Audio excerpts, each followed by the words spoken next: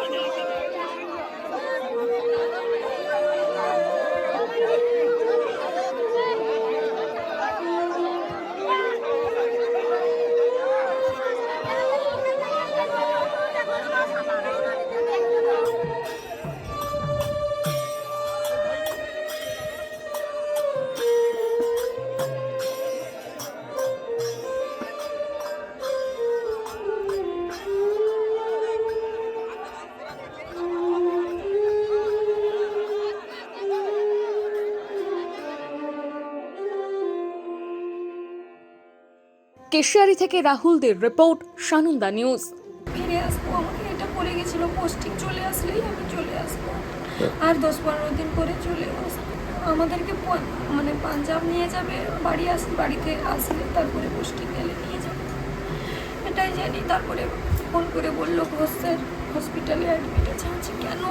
কালকে তো ভালো করে কথা বলেছি, সবই তো ভালো, কী করে কী হলো? তখন বলছে ম্যাম আমরাও জানি না, বলতে পারবো না ম্যাম। ঘোষ স্যার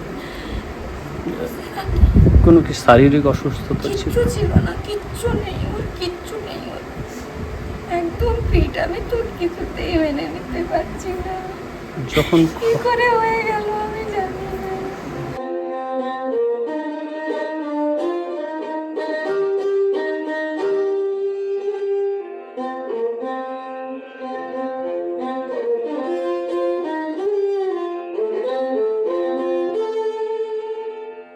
নিজেকে আপডেট রাখতে ফলো করুন সানন্দা নিউজ।